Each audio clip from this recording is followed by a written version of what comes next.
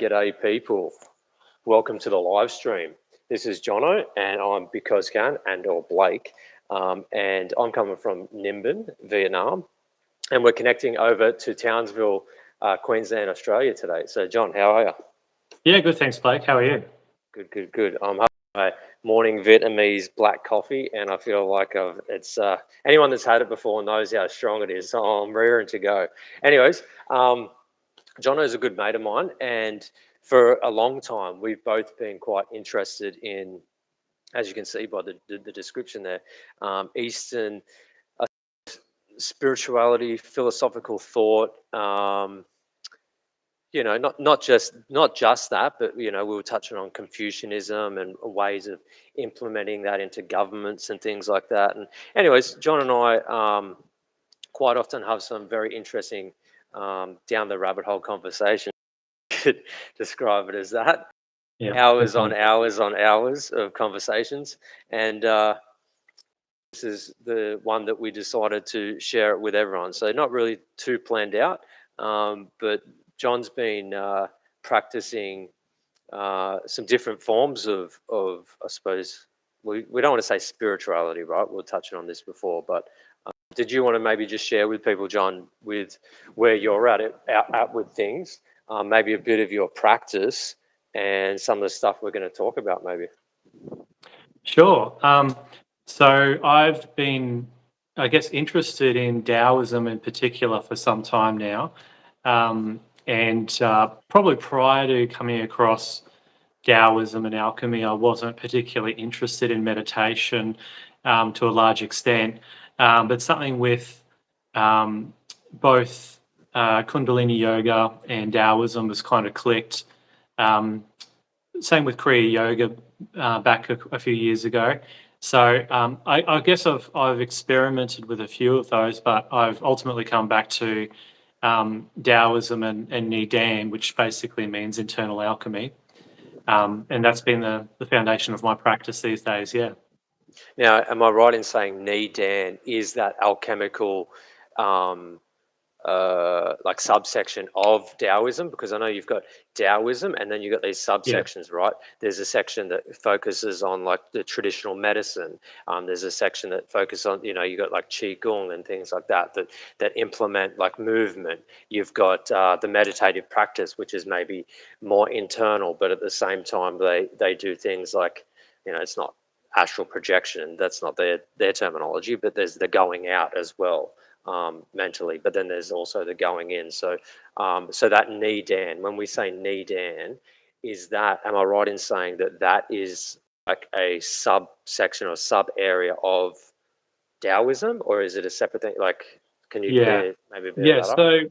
So Taoism, most people probably, if they're familiar with it at all, are familiar with it from a probably philosophical or a thought perspective, and so that kind of gets connected the most for people if they're encounter it or come across it. They might come across it.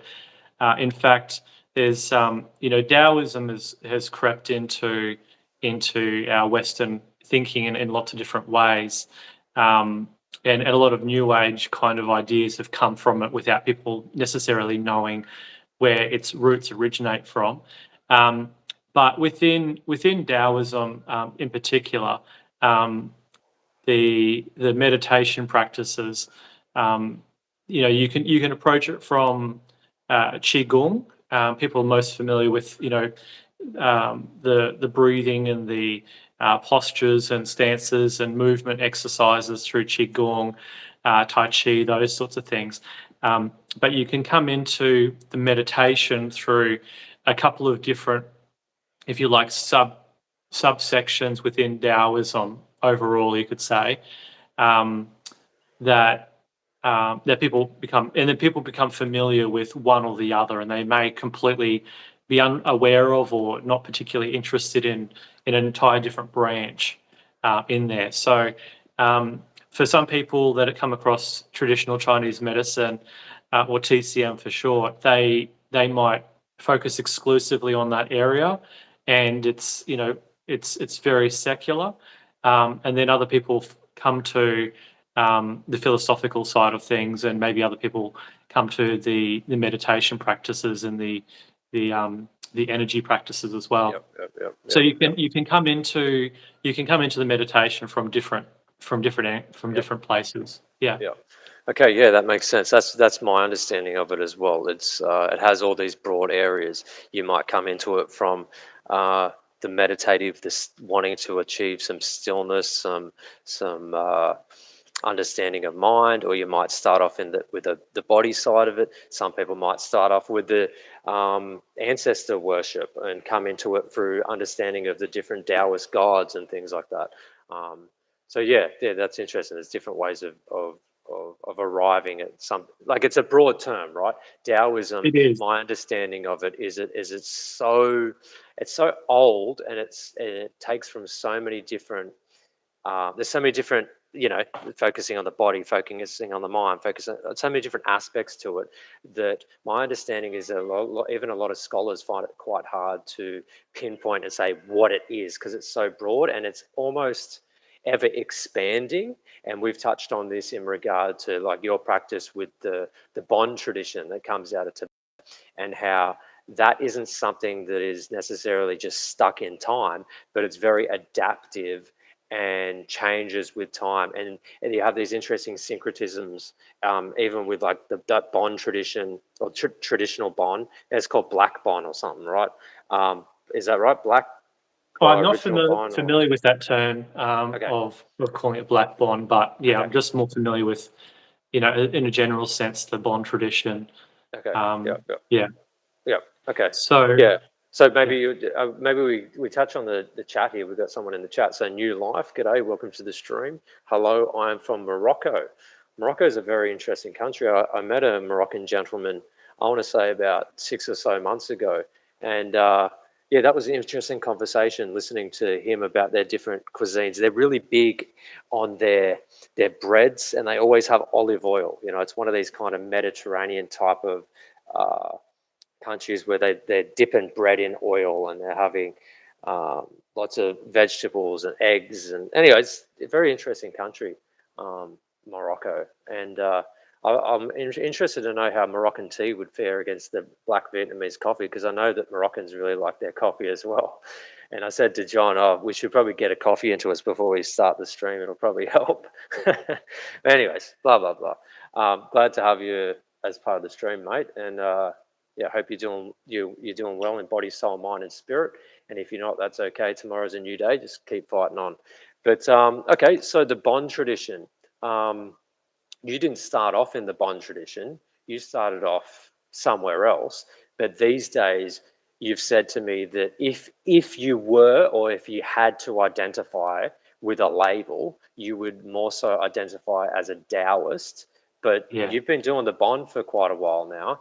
And how does that differ? What are you getting out of it? What are your thoughts on Bon, and where does it come from? Just stream of consciousness. Tell us about that. Yeah, it's for me. It's been a curiosity more than anything, and it just happened because there was a group of friends that had been over to Tibet, and they'd run into in a bit of a pilgrimage. I don't think it was intentional, but they ran into some Tibetan monks and followed them back, I think, to their ashrams, or their temples and things like that, and spent some time with them. And they came back,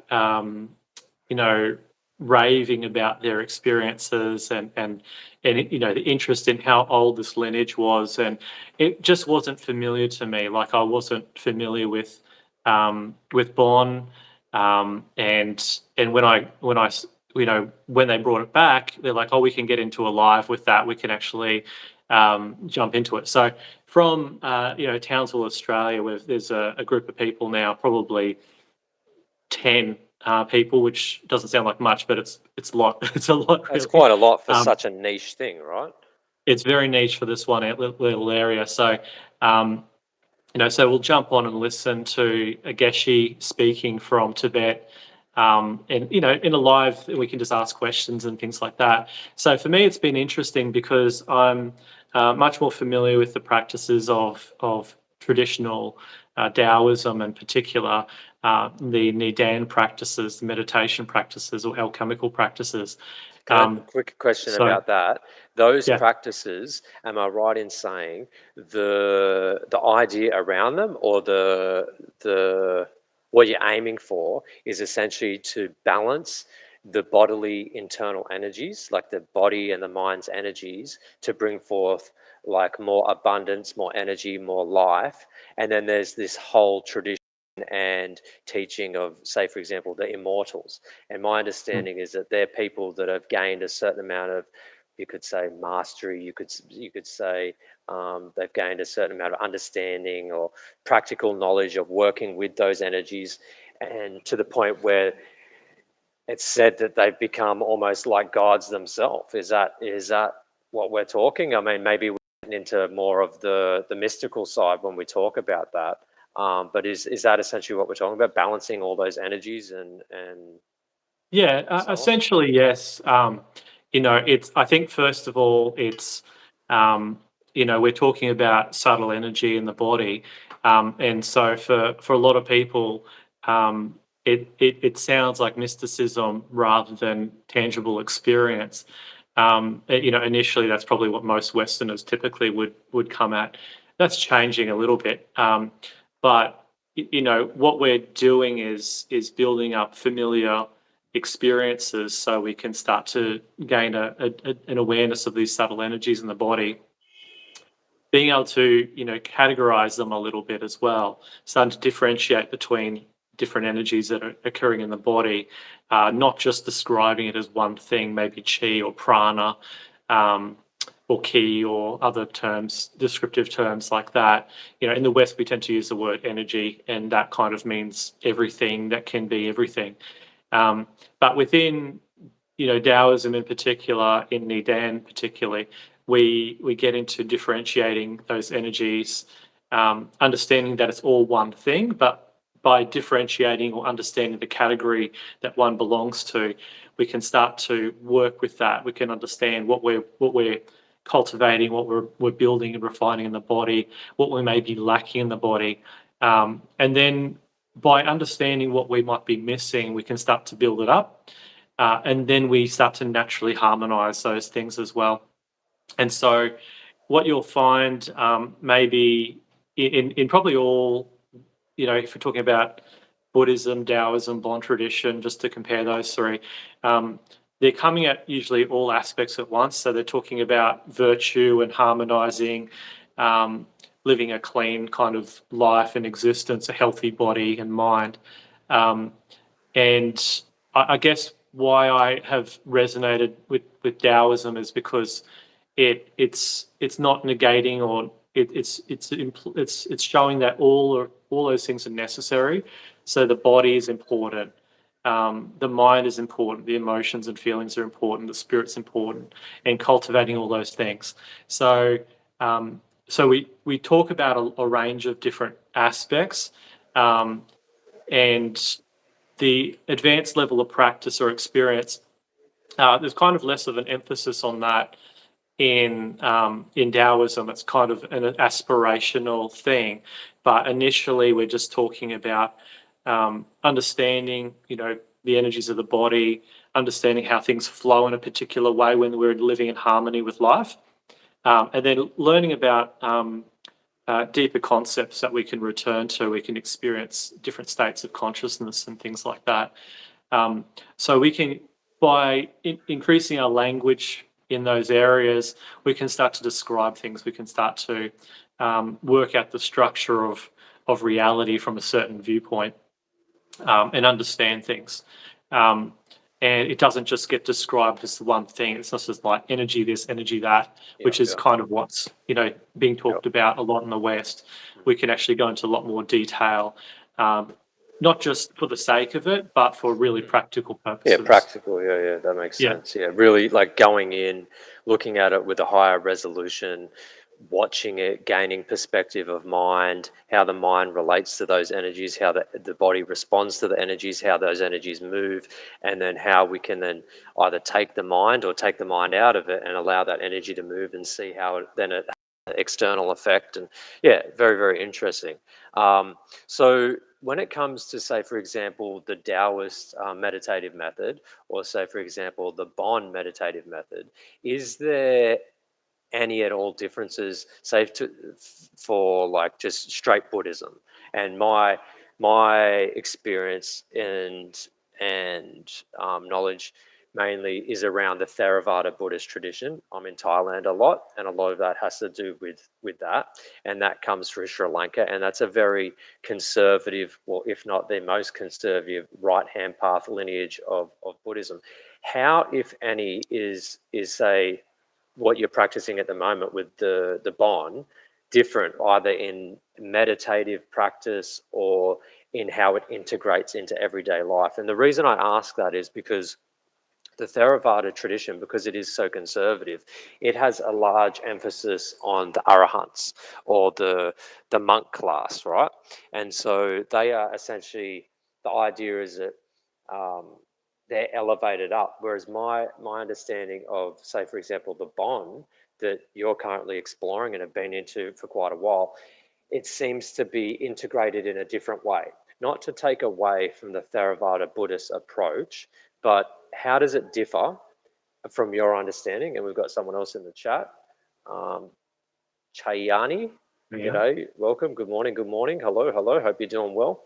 How does, say, for example, something like Theravada Buddhism, which is very right-hand path, which is very conservative, which has its emphasis on the arahants, which has its emphasis on individual like mastery and liberation of the self. How does that differ from how Bon goes about doing things, mainly when it comes to the integrating side of things? Because we've spoken about this in private a bit, and it seems quite a lot different. I would say that the from the external appearance of it, if you were to look at what people seem to do on the external side of thing, with the traditional side, maybe it's chanting, maybe it's ceremonies and ritual side of things. If we look at just the time in those activities, that seems to be a substantial amount of physical time, of what a monk would do. They're spending a certain amount of time in funerals and ceremonies and outward sort of things. But from what I've experienced, directly from the teachings, it's a very direct path. It's what they seem to be keen to do straight away is describe the natural state, the original state of mind, and give you that experience as quickly as possible. So that's to help you recognize that original state, that natural state they call. And then it's kind of a build up on the periphery of what helps maintain that and give it a stability, and to keep that to be a state that you can return to quite easily. So in order for that natural state to arise, you need to be basically cultivating virtues and positive and compassion So and is love. that And similar to like things. the Eightfold Path that you'll find in Buddhism? I think so. I mean, I've only looked at a surface level in Buddhism to do a comparison, but there seems to be an interest in what I've seen for direct experience. So there might be, to give you an idea of like a session, it might be an hour and a half in length. If you're being taught, and then it might be 20 minutes of conversation, and then just early conversation, any questions and answers that covered stuff from the previous session, and then a meditation which might last 20 to 30 minutes, and then there's more of a conclusion with describing, or to ask deeper questions, because once you've gone into that meditative state, then you're in that state to actually ask proper questions and to gain clarity and to seek that kind of wisdom directly. And kind of prior to that state, you're just touching the surface of stuff all the time. So that seems to be the general format that I've experienced. And by comparison, the meditation was I think what I've been impressed by is the meditation itself is rather short, but really deep, and that's what got me interested and excited about it as well. Was because, um, early in my Taoist neidan practices, I would probably practice what we call Yu-Wei practices for about anywhere from 5 to 40 minutes, and then we'd arrive at a state of naturalness. Quick question. So did Um, you just say yeah. Wu Wei, as in doing, not doing? Yeah, so the state of Wu Wei. So they have the same experience. They just describe it. They have different terminology for describing it. Can you Um, maybe get people dialed in on what Wu Wei is and where that's coming from? Because that's coming more from the Taoist side of things, right? yeah, so I guess the interesting thing is that each tradition is ultimately describing a similar state of existence, and Yeah. there might be different, quote unquote, levels or differences on how this is framed and articulated. But the state that they're attempting to share with people is a unrefined, or it's a undifferentiated state of natural mind. Okay, so And would that yeah, be equal to, say, for example, just in the Theravada tradition, saying, or in Thailand you call it samadhi, which would be focused concentration. Now I know is that yeah, essentially what we're talking about?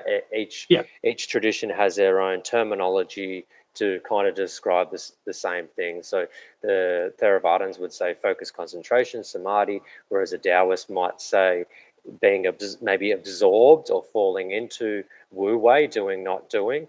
And I suppose from a psychological standpoint, we could say, and even a brain activity standpoint, we could say a less activity in the frontal lobe and moving into the back of the brain type of thing. Is this kind of what we're talking about as well, or is it the other yeah. way? I would say, you know, I mean, I haven't mapped that out on a EEG or anything like that, um, and I think probably the difficulty in bringing this back into a Western context or a medical context, um, is when we start to come back to that context. I think we lose sight of um, what we're trying to achieve, and then it Okay. becomes about brain Yeah, waves and measuring we things. don't want to limit ourselves and become and Yeah, keep it all it to the becomes rational. difficult. Yeah, it becomes then just like trying to verify, experience through a Western lens. Um, but I think for me personally, I find it difficult to make the psychology necessarily map across with what they're talking about and the experiences. If you call it samadhi, if you call it the natural mind, or wu wei, but we've got enough language that we can describe these states of being for people, and what it feels like, what the benefit is, and how it changes your perception of reality as well. So yeah, we can do that. When it comes to that somewhat small group of 10 people in your local area that are really interested in these practices, um, like how often do you guys get together? How often, like what are the type of experiences people are having? Um, who runs those activities? How do you get together? Like, is there a group? Like, do you find each other online? Like, how did it come about that all of a sudden there's 10 people in Townsville, Australia, studying something as niche as Bond through Tibet? Yeah. Well, yeah. It was that trip that a couple of people in a group that I was attending go to, and so we've got a group of guys who sort of catch up and discuss different things and Is this topics, but online or in person? in person usually, yeah. Okay. And then and so the whole original objective of the group has just been changed because we was like, this is more interesting. Let's do this instead. Um, and so it's just like it's open to everyone now. Like before, we had like a men's group that were attending, and we Right. just throw everything up for discussion. But it's Oh, yeah. just completely changed now. It's Okay. just like people are like, this is great. Let's just get into this. And so there's like a live Zoom call, and there's a Geshe that will get on the live call from Tibet. And that word And that you use, Geshe, is this gentleman's name, or is that a term for like It's like a like a monk teacher or term. something? Yeah, Okay. it's like teacher or monk, that kind So of. a Tibetan term for teacher or monk, and we call Yeah, it geshe. Is that right? a geshe. Yeah, Okay. geshe. Okay. So he kind of gets this title of Geshe, and it's kind of people refer to him as Geshe as well. So I haven't spent enough time in questioning or asking how the designations work, but from what I've researched, um, it seems to be a term that gets applied to someone who's studied for years. And from memory, I mean, he studied his degree.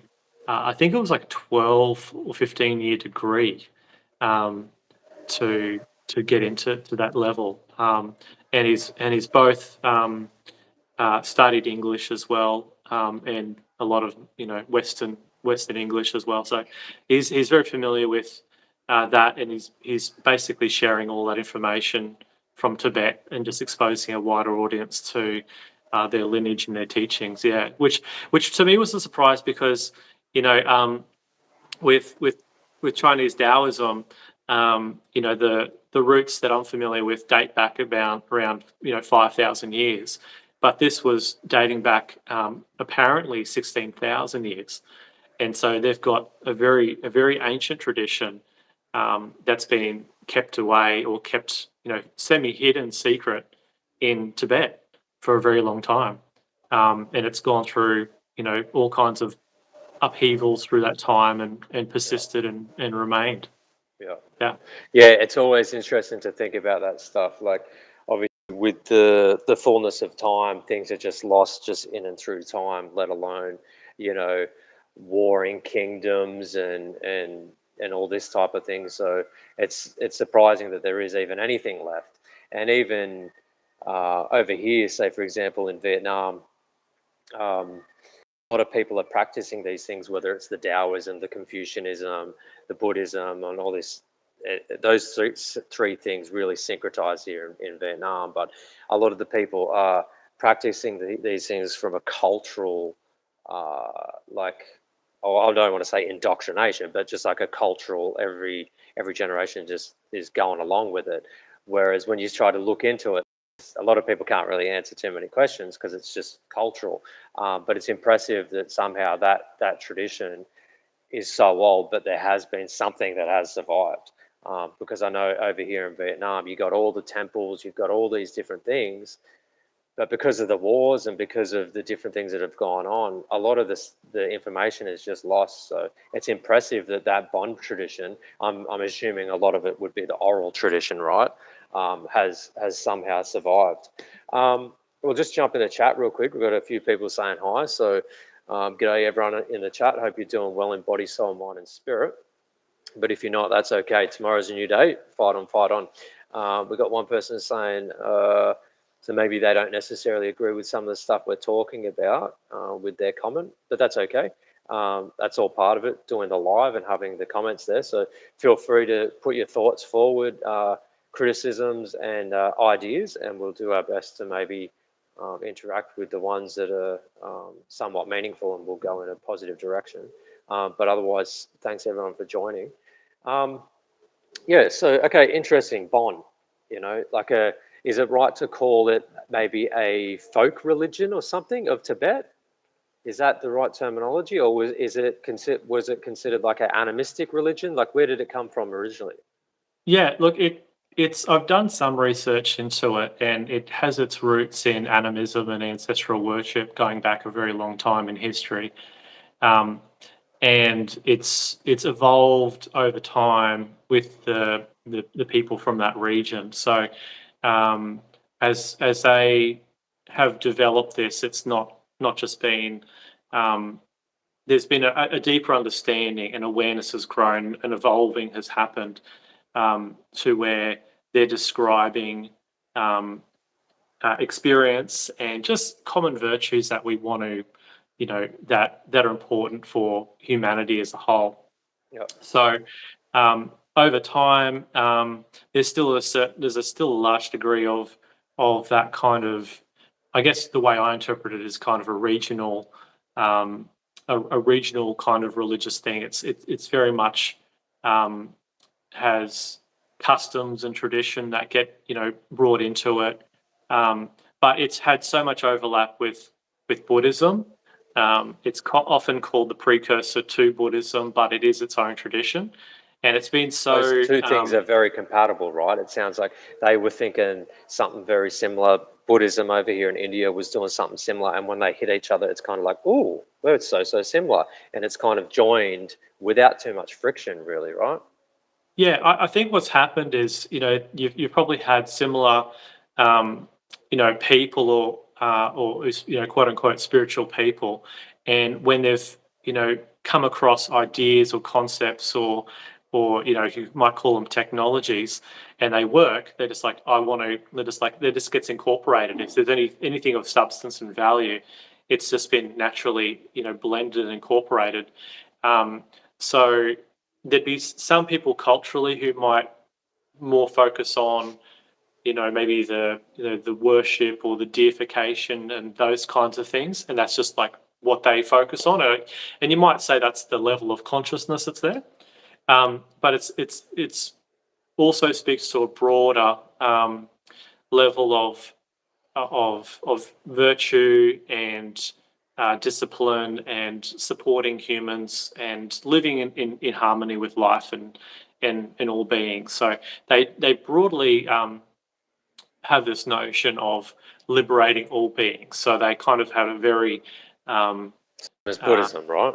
When it yeah, comes same as maybe Buddhism. to the Mahayana and the Vajrayana traditions, which are really big here in Vietnam, there's an emphasis on like the bodhisattvas, right? As opposed to what I was talking about before in Theravada, how they have the arahants, which are these individual enlightened beings, because it's considered the greater vehicle, Mahayana and Vajrayana. Their their focus is on the bodhisattvas, and in some ways, right, you could, I don't want to do this as a be all and end all, but like you could argue that way maybe is a little bit more integrated psychologically and is easier to integrate like a Mahayana or a Vajrayana approach into daily life, or even say for a bon practice into daily life, as opposed to the Theravada tradition, because it is so hardcore. Most people aren't going to go and become monks. You know what I mean? Yeah, So yeah. would it be right to say that at least at a starting point, because Theravada would say even the most enlightened being or most enlightened bodhisattva at some point in time has to let go of their attachment even to all beings and seek liberation of the self. But that aside, that hardcore like individual thing aside, would it be right to say that as a starting point, at least, I don't want to put one above the other, but as a starting point, it might be easier for people to integrate some of these bond practices into everyday life? There's an Um, integration that's maybe a little bit easier to do rather than going hardcore into the right hand path. I think it's difficult for me to separate properly. I guess my observations are as a Westerner, so I'm coming from that context and observing their culture from an outside perspective. Okay. So what it looks like to me, and I could be totally wrong, is that there is a layperson religion, and there's certain aspects that lay people will gravitate to as an externalization of core principles in a physical manifestation of the world, because they're living in the world, they have jobs, they have responsibilities, and so the church, if you like, by comparison, it's like this external object that you can go to, and when you're there, you're doing something for your soul in a physical way. Whereas, you know, if you're looking for a monk life, or you're diving deeper into it, you'll recognize that those outer forms are maybe important at an early stage, but become less so as you sort of move along, your particular path, and that physical church becomes, in terms of instead of a physical building, it becomes the internal vehicle. The body becomes that vehicle instead. Um, and so, but I haven't had that description given to me or shared with me from a Geshe. I think that would be my feeling is that they would be very reluctant to describe it that way. They might have some other thoughts or opinions about it, but there might be just that, there might be just that kind of cultural understanding that that's just the case. There's outer forms of of of of supporting and helping people, and supporting emotionally, those kinds of things. But yeah, at a deeper level or higher, you may progress in terms of practice. I think those other things become more important, more central. Mm-hmm. So how often is this group in Townsville meeting up at the Like moment? every week, pretty much every week. Yeah, I can't get along every week. Sometimes I'll jump in on the live, um, but yeah, it's usually every Wednesday night. We basically jump in, so maybe in person, or I'll jump in on the live to listen to it. Um, Lately, I've just been getting on the live because I can't be in there in person. I've been busy with other things.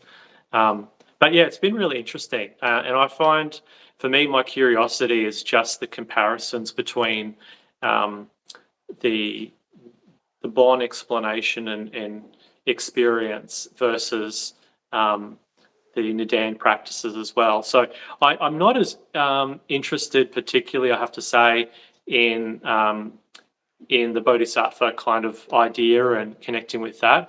And it might be a natural resistance because of my my Western cultural upbringing and Christian upbringing originally.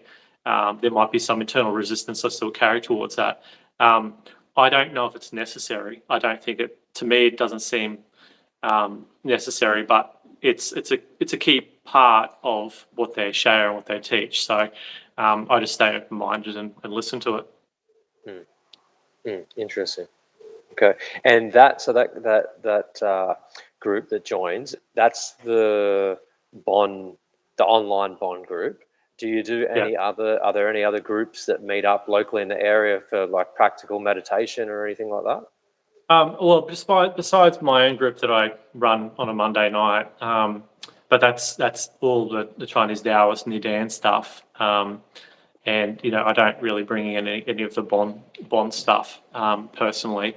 Um, if anything, it's been clarifying for me to have the different contexts, so I can get clearer and more connected to um, that experience, that Wu Wei experience, and understanding, and as your meditation, you just go into meditation, but oftentimes for me personally, there's a lot of reflection afterwards about, um, you know, was this important to the practice? Do I need to shift my attention and awareness at this point, or does it need to come forward or further back?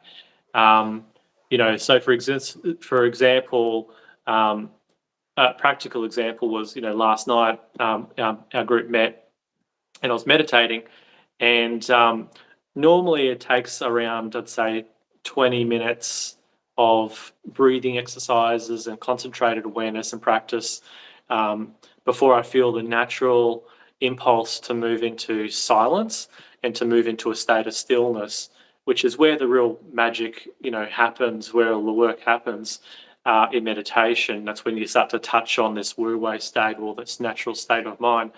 Um, but I was surprised to feel that experience coming on only after almost immediately. So maybe after 1 to 2 minutes of Yeah, breathing. it's And interesting so, how, depending on the day, depending on the whole range of different factors, sometimes you slip into that, samadhi state or absorption state, because a lot of them describe it as absorption. Um, you can go really quick, and sometimes it ain't quick. It's quite hellish. no, So you said that in last night, slept into it. You slipped into it quite quickly, and that was yeah. surprising. Yeah, because I'm leading it too. There's sort of I feel within myself there's a separation of two parts. There's the part of me that's experiencing my own breathing, respiration, my focus changing, approaching stillness, and there's another part of me that's actually leading the group and verbalizing the instructions to the whole group. Um, so I'm mindful of both. I kind of split my awareness into awareness of myself and awareness of the group, and that natural intuition for leading the group through different practices. Um, And so part of me is sometimes like monitoring the group, and just feeling where they're at. And I do this with my eyes closed, but monitoring where they're at and if they're approaching the same state.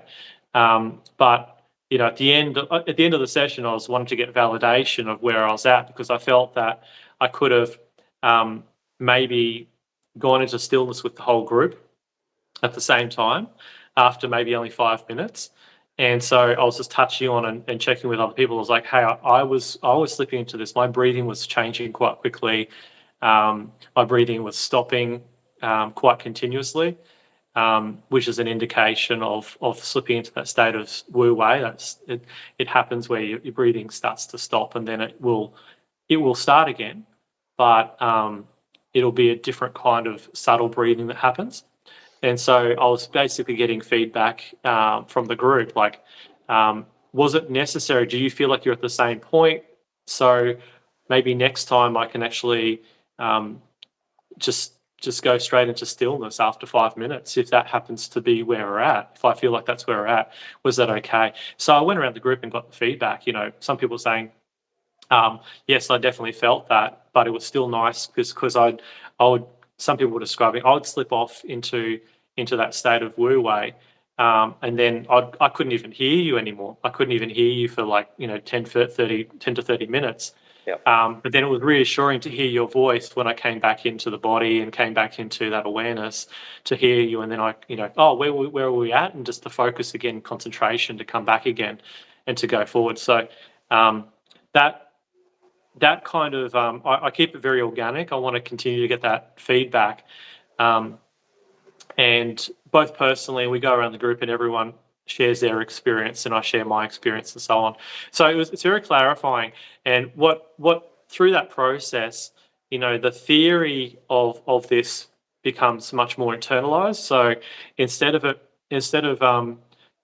me running a session for like 45 minutes before we go to stillness, very rigid, it's flowing very organically. So I'm trying to also get some more confidence in my own ability to go like, hey, if I'm feeling this, I can safe to bring everyone with me.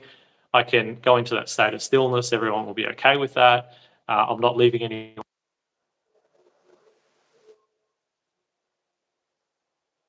Okay. I think there we go. You're back. Just lost you for maybe 2 seconds. That's okay. Yeah. So for me, I run it very organically. So the theory there, the practices are there, but I run it very intuitively. And what I notice as well, and because there'll be the very subtleties that the group can actually point out as well. So, for instance, I was noticing internal shifts starting to occur, and I didn't verbalize that, but then some of the people in the group were verbalizing like you just went really in a different way there. You weren't teaching us anymore. You were just in that state, and this is what I noticed. And I was noticing internal shifts for myself. So I'm going, great. I'm feeling this personal progression while I'm even teaching.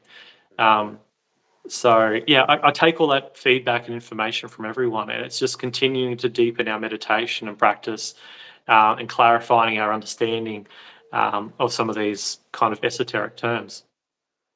Okay, cool. And when it comes to, say, for example, just the core starting off position of that style of meditation, is it the same as the Buddhism, where it's simply breath meditation? As the Buddha said, breath meditation is like the core of the meditative method. Is it a matter of anchoring to the breath, nose, chest, abdomen, chest, nose type thing, focusing on that, or do you use more of like a visual anchor, or is it? I'm assuming they're quite similar, right? Like, is it mainly the breath? I would say at the higher levels. I would say at the higher levels, or I don't want to use this term per se, but the more advanced levels of meditation, they look the same. What they look quite similar in terms of, we might call it Shenggong, or spirit practice, spirit work, you might say. Working with consciousness, working with a more refined energy, looks the same at the higher levels. So what is that core, what I'm trying to get at is like, what is the core anchor that you use? Like say, for example, someone starts off with this practice, they come in Yeah. fresh to one of your classes. Do you start them off with anchoring to the breath, or do you start them off with a visual, anchoring to a visual, or do you start them off by like a Japanese Zen thing of like going out and then coming back in? Where do you usually start them off at? We What's the initial focal we point started or at we anchor? started at anchor point of the nose. Yep. So we use the nose as that anchor point, as the object in the meditation. And as that's happening, I'm instructing on the breathing, how to lengthen the breath, how to soften the breath, how to make it soft and subtle. And because everyone has a different breathing style, and that everyone's natural breathing style is actually not ideal for meditation.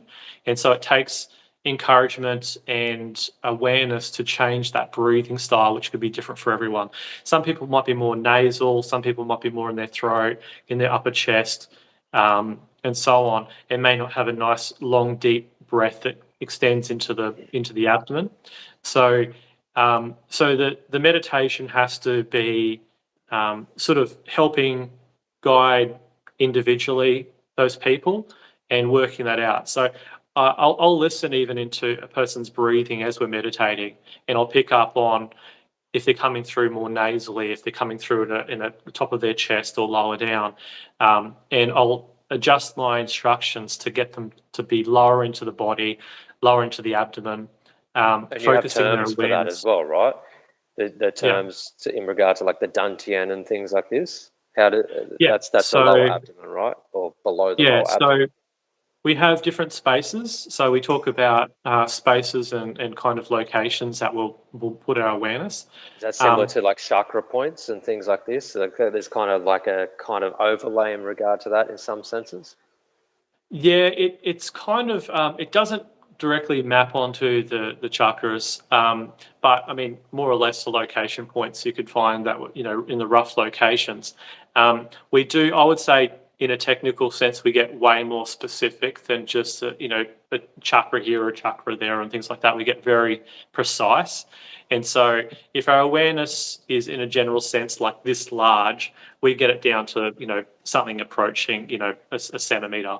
Yeah. That's where we want our attention to be. Wherever we are in the body, we want a very strong awareness that we can focus to different points of the body and hold it there in a stable sense, which is very difficult to do to begin with because your attention just wanders off constantly. Well, and the Um, pain as well. Like a lot of people, when they initially start to sit, they get a lot of pain in the body itself, right? And then it's coming to terms with the pain, then kind of getting a zoomed out perspective on the pain. Like, what is the pain to begin with? Is the pain mm, because I'm looking at it? Where is consciousness? If I move consciousness away from the pain, is that pain pain, or is it just a phenomena that's continuing to go on? What makes it pain? What makes it either agreeable or disagreeable? Is it my attitude towards it, or is it innately in it and of itself? Those type of things. Um, okay, yeah, and so you have all these different terminologies for these different points. So what's maybe one of those uh, points? Like I know you've spoken to me before about the dantian and how that region of energy, or that I don't know what you'd call it, like that space, maybe that space yeah, can be filled up, can be emptied, can be channeled. I'm familiar very much with like in the Theravada Buddhist tradition of the, the building up of metta, right, or cultivating loving kindness, and a lot of that is focused in the heart region and around the chest. And when you're in meditation and you're focusing on that area and you get this really pinpointed, like you said, this pinpointed focus concentration, and then you're building up a certain energy in there, you can actually start to feel warmth. You can actually feel it radiating. mm, And then after the fact of doing that, then you can project that out. And that, you know, to the degree that you've built it up, kind of like to the degree that you built the pressure up is to the degree of how far you can kind of push it in a sense. Um, I'm assuming it's a very similar thing. So what's maybe yeah. one of those? Can you describe maybe either the dantian or what? I suppose you have your own term for that chest region. Yeah, so we would focus on there's lots of different terms for the same thing, but they describe the reason there's so many different terms, even in neidan for the same locations, is because the descriptors change depending on the level of practice, and so Okay. um, Is that so because they become more high resolution, and so therefore they have to change, or?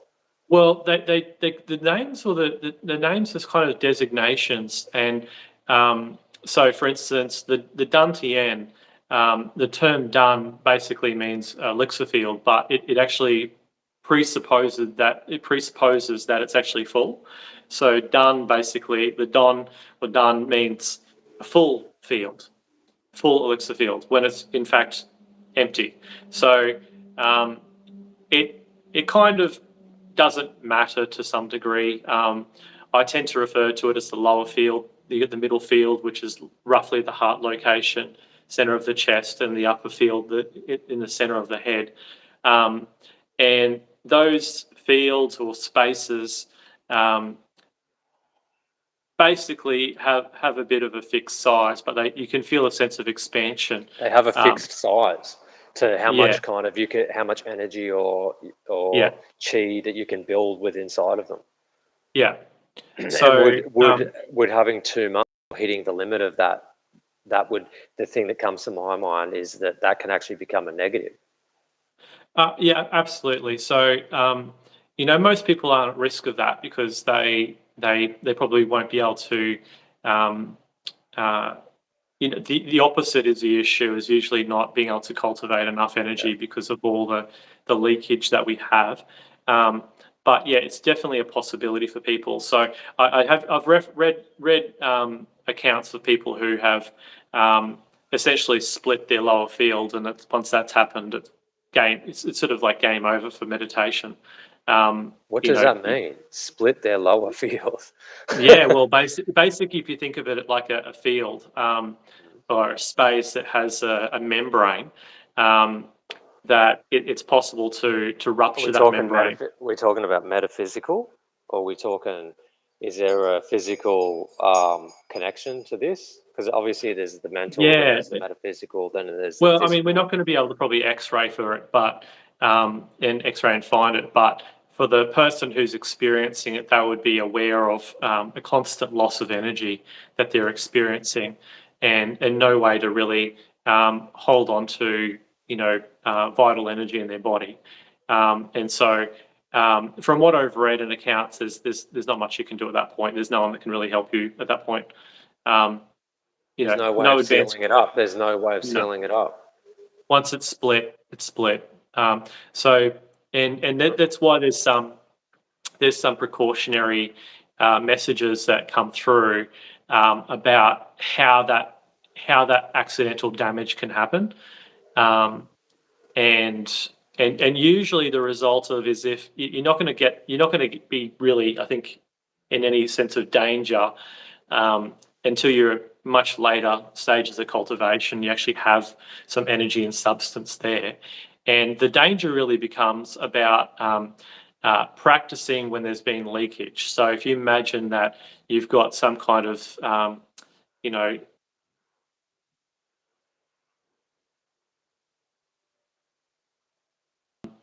on just say on days that you're not abstinent, maybe you're being physical with someone else, or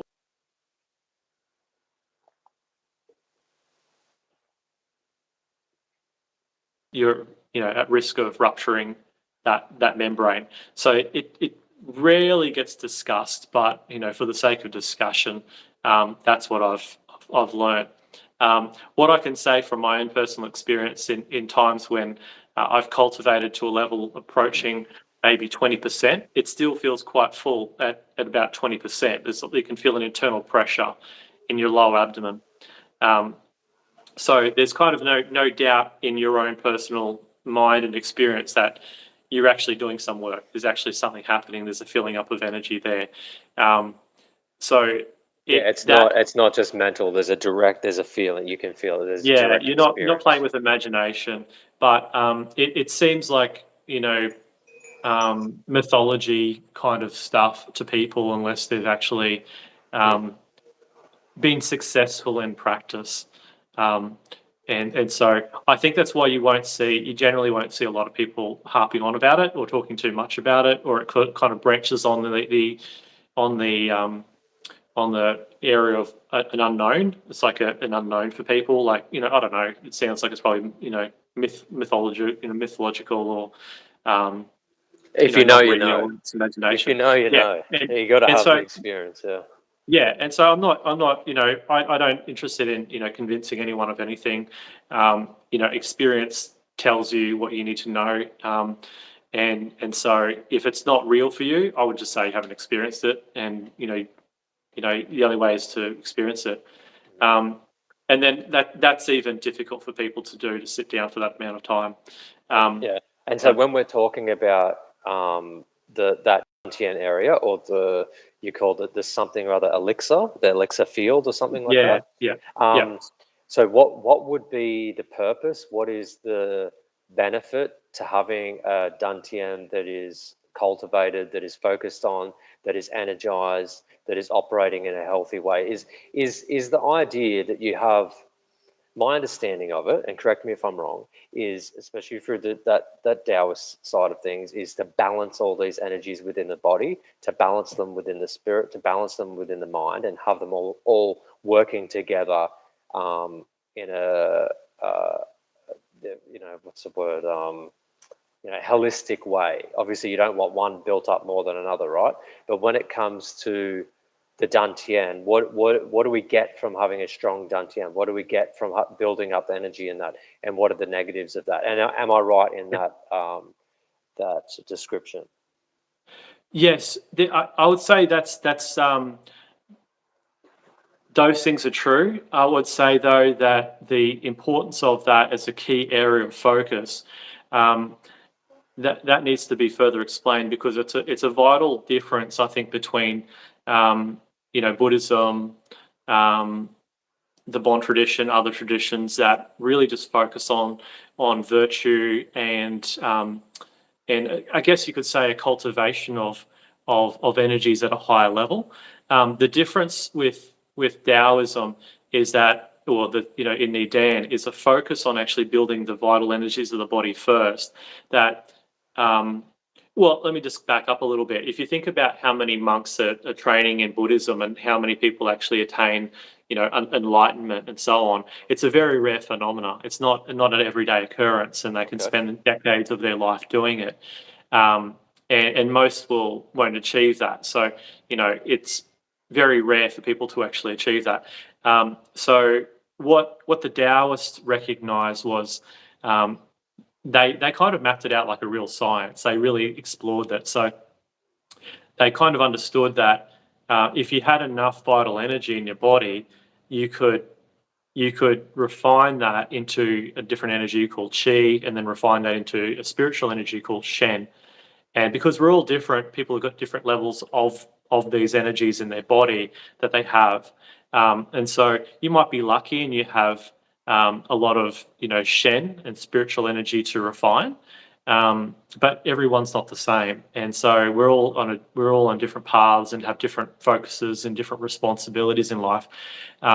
So we focus on making sure the body is healthy and well, that we're not excessively using up the very physical energy of our body that we use, which most people are aware of. Like, if you don't get enough sleep, if you're underslept, you function terribly, right? So if you don't have those things basically, under control, if you don't have a healthy diet, well, you're not going to have a strong foundation in order to actually sit down and meditate, because your body's needing rest, recuperation, it's needing more nutrition.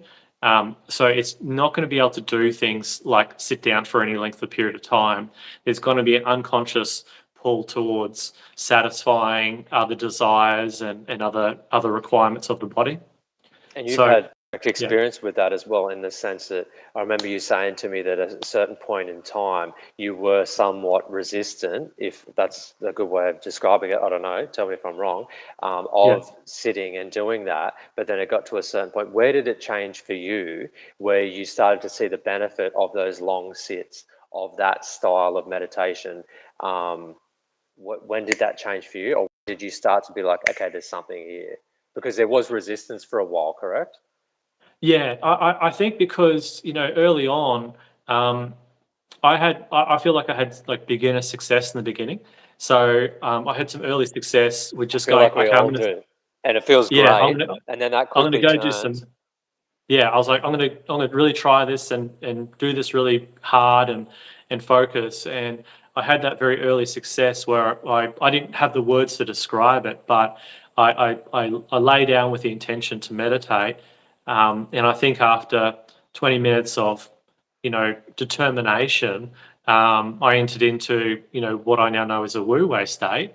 And I was absorbing, that energy from around me into the body, and I could feel the So how many sits consolidation. before you achieve, like you quote unquote achieved, or that came to fruition?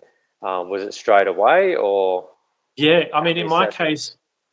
that was like my first attempt, like my real first attempt to just Oh, like yeah.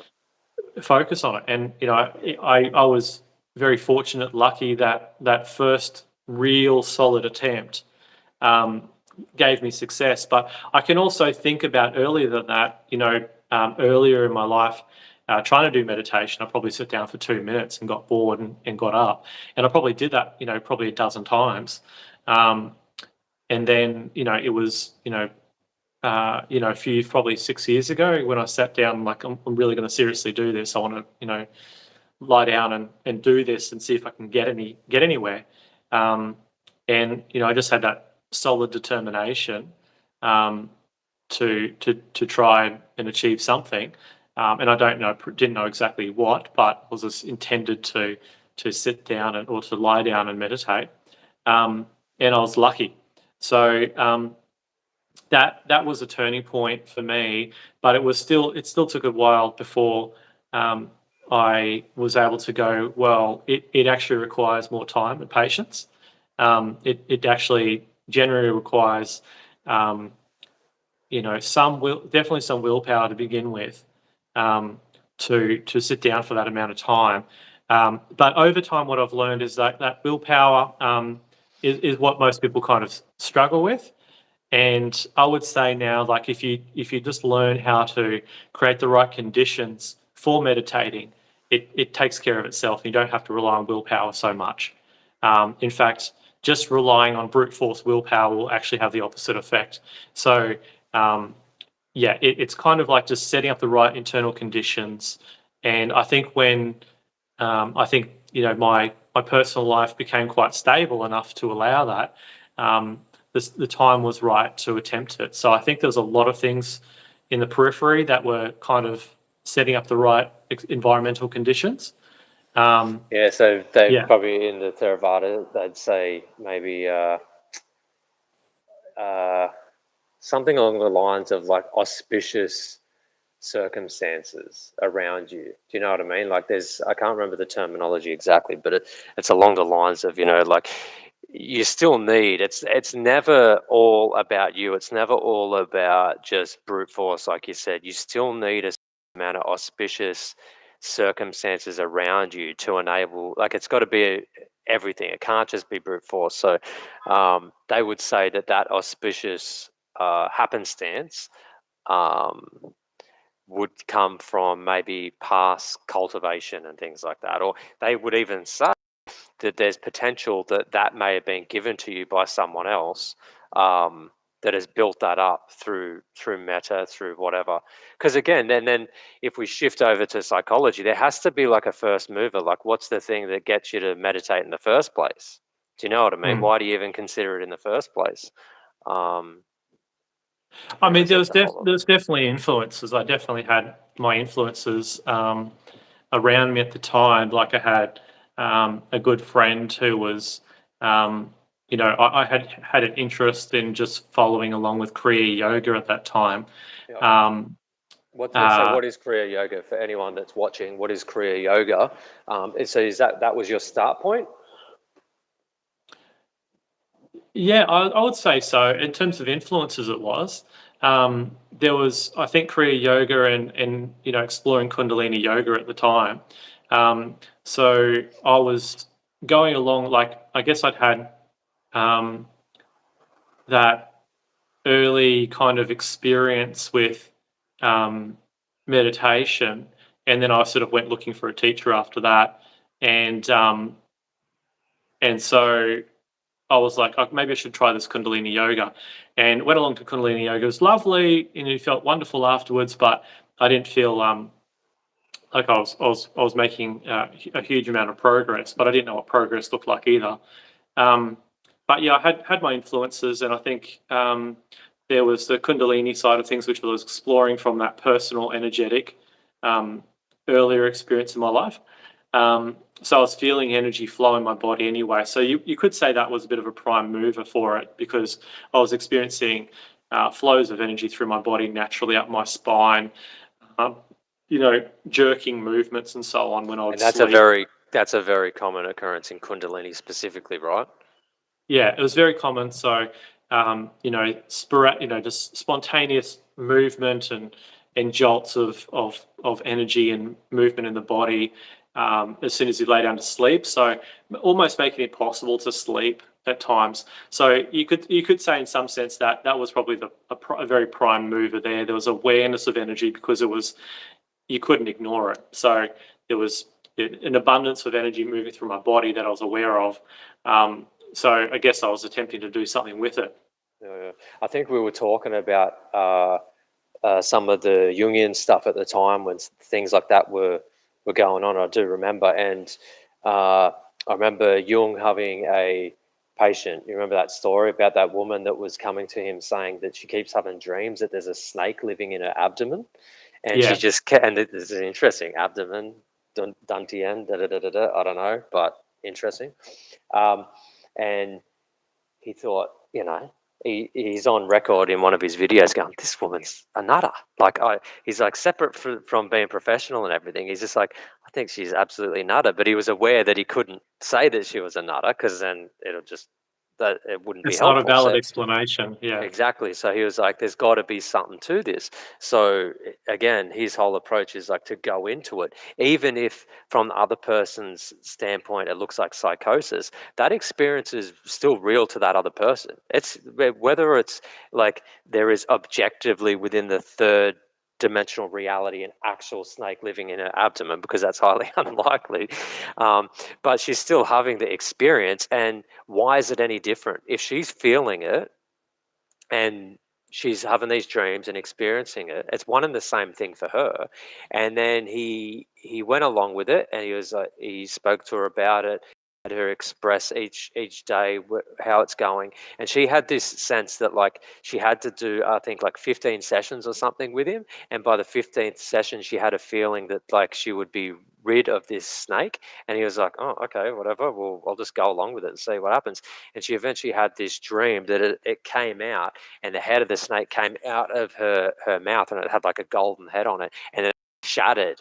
And so that was like this energy moved up through her body, came through her mouth, which was symbolic of like speaking it out and everything as well, and shattered. And then I remember him talking about that, and he's like, what the flip was that about? Like, in one side, she's a nutter, but on another side, he started that because he was an archaeologist, as we know. He started looking into these other cultures that were talking about the snake energy and moving up the spine and seeing it and stuff. And to as Western science and medicine goes, it's like it doesn't go there, but he went there, as we know. And yeah, these things are more high resolution than what a lot of people would probably like to think and feel comfortable to think, because it freaks a lot of people out, right? um, so Yeah. And like, anyways, a bit of stream of yeah. consciousness there.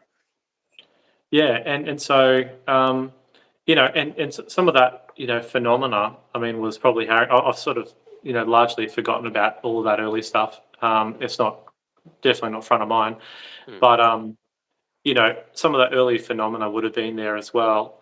that I was experiencing at the time, and trying to make it make sense as well. So I think I've always tried to be objective about these things and didn't ever want to descend into madness or anything like that, or delusion. So I wanted to What does that mean? find. What do you mean by that? Like, how do you define that? Because there's a lot of modern day psychologists that look at things like the Jung's Red Book, right? That was Mm, published after the fact, because while he was alive, he always said, I don't want this actually published, probably because he realized how people would view him after reading it. But then his family then went and published it after the fact. And a lot of psychologists, more Freudian ones, obviously stepped back and was like, yeah, he's off the deep end now. But um, it does track. It does track, but you end up getting into all these other traditions and stuff like that. Um, mm. he's clearly like, even for myself, it gets pretty psychedelic. Something in the Red Book, like it's a little bit too much. I'm not at that point yet. Like I just got to be honest, like it's too much. Um, but you're also looking at someone else's psyche, so it's not always going to make sense to someone else. You know what I mean? Made sense to Yeah, him, and I so think once you start to get into it, it's very individualistic, and we don't have any framework. yeah. We don't have a framework in the West, at least, And that that, yeah, can that's why he was validate. skeptical of a lot of these books and things that come out talking about dream interpretations and things like that. And he said, ultimately, no one else can interpret it for you. What you can do is you can have someone else that helps you along, and you eventually figure out your own mind and what your own unconscious is saying to you. But no one else can come along directly and go, that's that and that's that. They can, it's like a finger pointing at the moon, right? They can point towards the moon, but the finger is not the moon. You don't focus too much on the finger, but you look at the fact of where it's pointing. Um, Ultimately, the individual has to decipher their own unconscious type of thing, right? Yeah, and I think sometimes if even if the descriptions are accurate, say you have someone very well versed with dream interpretation, right? But if the interpretation is just too high level for the person who had the dream, where's the utility in that analysis? Yeah, yeah, How can they utilize that interpretation in a meaningful way? It might be easy to keep things simplified, and that might be what Jung recognized, not just with individuals, but also with the collective, with the civilization where it's at the moment. And he might have had some of those reasons for not wanting to publish the Red Book. mm-hmm. But yeah, I think because some of those stages early on, what I was encountering was so different from what there was no validation that you could get, but I knew my own personal experience was real. Um, but there was always that chance that this is veering off too far. Like maybe you're Oh, you moving off felt the map that? here. You felt that? Yeah. Like there was a bit of like, oh, geez, I could snap at any moment? Well, I definitely felt. I think maybe very early on. Going back to the near-death experience, that was the case, but not so much with the meditation and so on.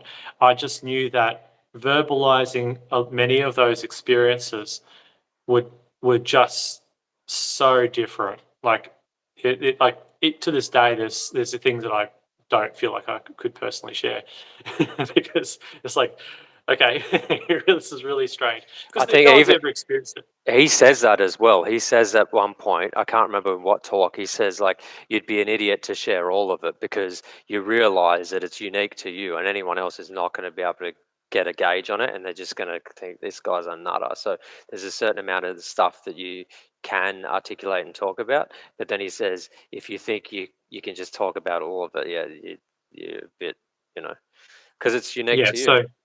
so I try to keep things grounded, and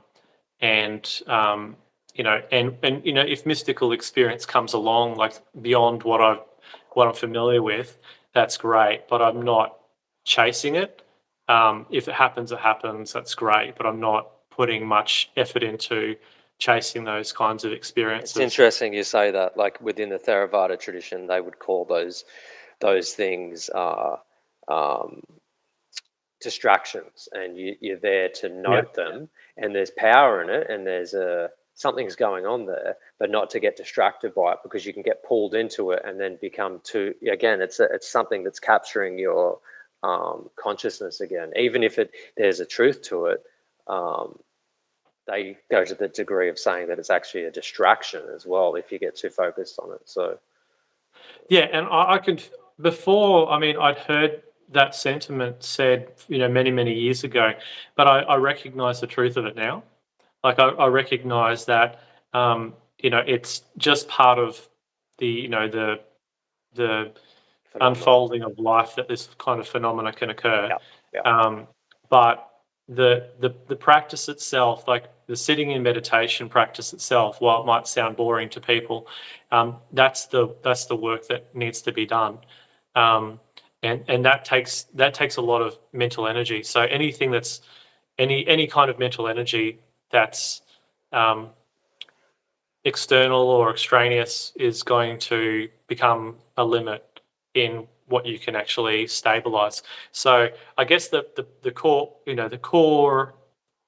goal is to kind of stabilize that natural mind as much as possible, because once you have a taste of that experience, it changes your perception, it changes your fundamental experience. And we talk about it, in last night we're talking about it in after actually before the meditation session. One of the people that's come along today is talking about um, you know reaching a state of equanimity in her life now, like after the years of practice that she's done, that troubles and difficulties that are arising aren't touching her the same way they were. It wasn't like a mental effort. It wasn't like I'm avoiding this, or I'm not getting, I'm not, it's, there's not an effort to be non-reactive. There just isn't a natural reaction to anything anymore. And so she's noticing that there's a real reality to touching on this natural mind, that there starts to be a stability that happens and it changes her life. And she's regularly reporting each week, like her perception of time is changing. Um, Yeah. she notices things like, we experience a change in time when we're meditating, but it starts to stabilize an ordinary experience. And so she's finding things that which kind of might sound odd to people, but she's like, she's noticing that her vision is becoming really really high resolution. Um, Much higher resolution. She's noticing things that she'd never noticed before all the time. Um, Things like, she was used to be chronically late for things, but now that used to be her thing. Her pattern was she'd be late for things, and there was never enough time. She had so many things to do, but now she finds she's got so much time, and she's just arriving for things like really early.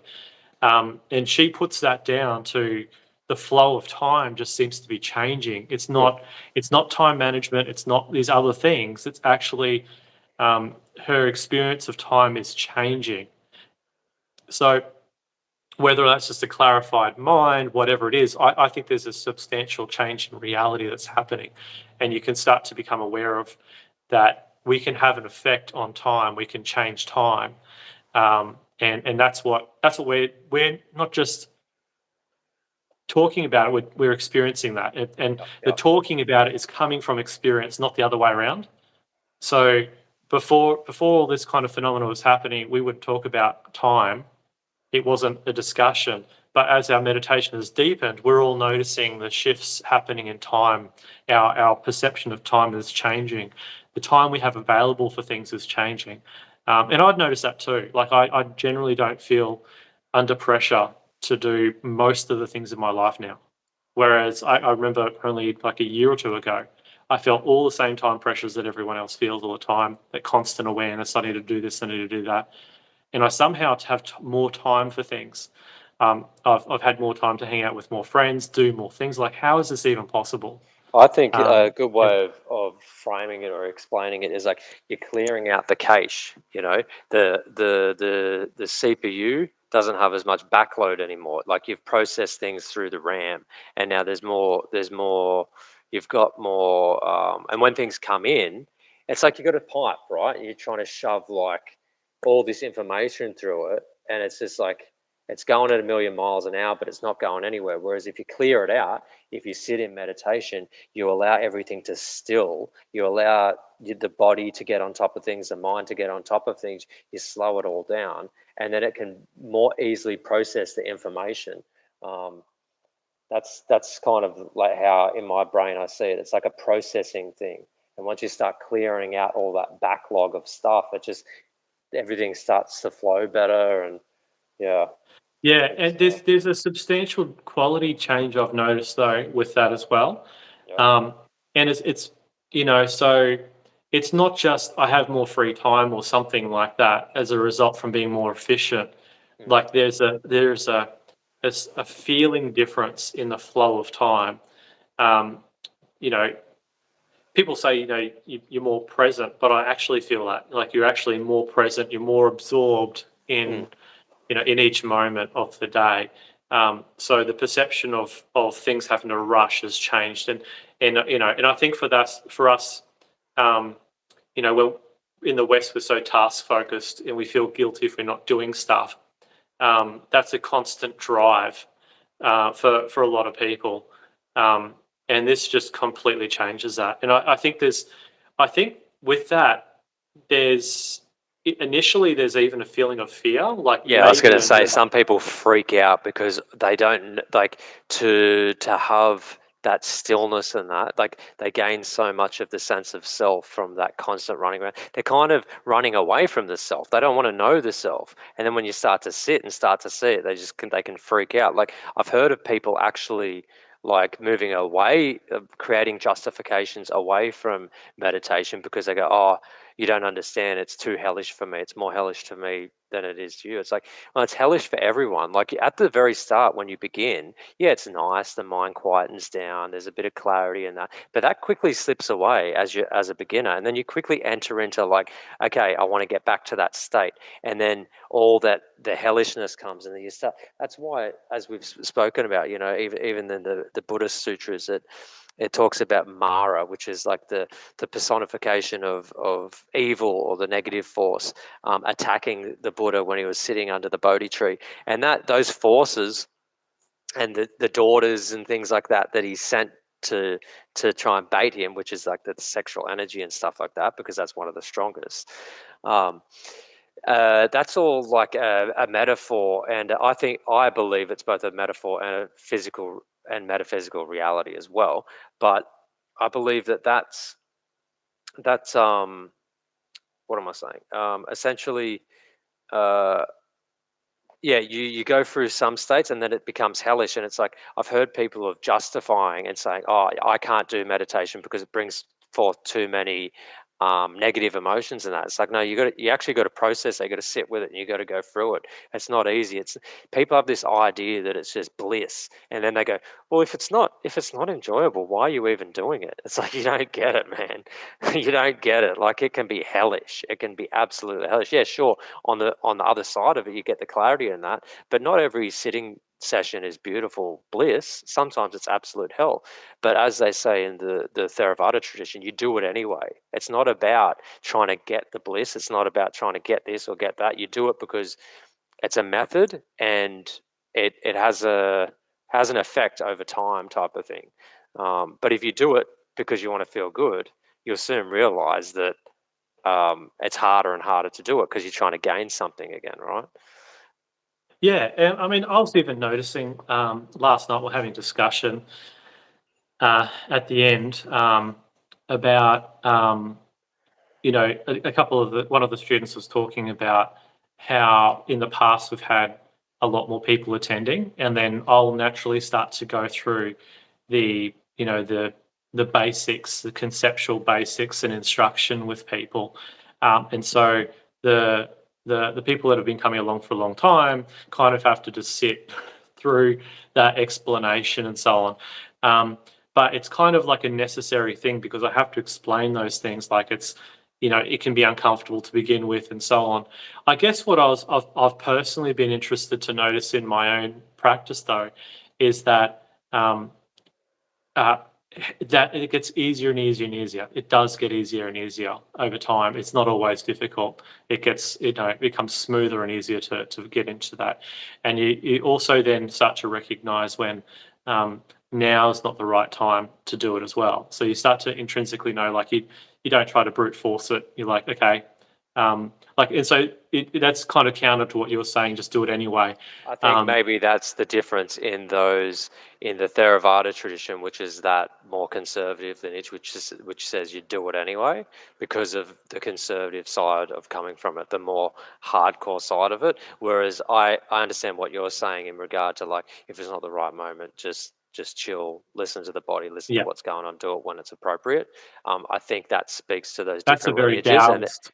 and their different It's a very approaches. Taoist perspective, yeah. Yeah, And yeah. so there is that kind of, I definitely have heard some neidan practitioners when they'll describe it for other people, and they have that similar attitude. You just have to do it. You just have to get through it. You just have to do it, especially when they're talking about like 6 hours of meditation. It's just going to be difficult. There's no way to split that. But it does definitely get easier, and it's worthwhile pursuing it. Yeah. So you're a proponent of long sits, or would you say sit as long as you feel that it's still beneficial?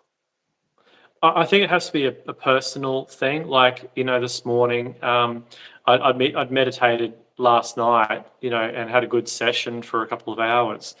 And I usually, off the back of that, feel more inclined to meditate the next day, earlier on, and continue the positive effects. So just to give an example of that. So I sat in meditation for the 10 minutes, and then I was struggling to focus, but then just persisted, and then it became easy. So yeah, but I think there's just a confidence and a trust in the process anyway that comes now. That I know that if the timing isn't right, I'll know to get up and move my body, and just go do something else and come back to it later if I need to. Yeah, but it's the timing of things as well, and I think it's probably centrally a very Taoist thing as well. It's like, you start to look at the timing of things. For example, when it comes to, like, fasting and things like that, they've got some really great practical tips about fasting. So, if most people say, like, I feel like a fast, right? I want to go do fasting. When they do that, there's typically a moment they choose right after they've eaten, so they're full. So, like, I feel like I can go do fasting. When it's convenient, yeah. Right.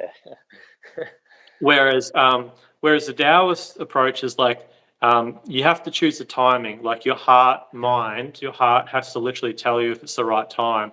And if you start to fast and you start to have a racing heart rate quite quickly, that's the body telling you it's the wrong time.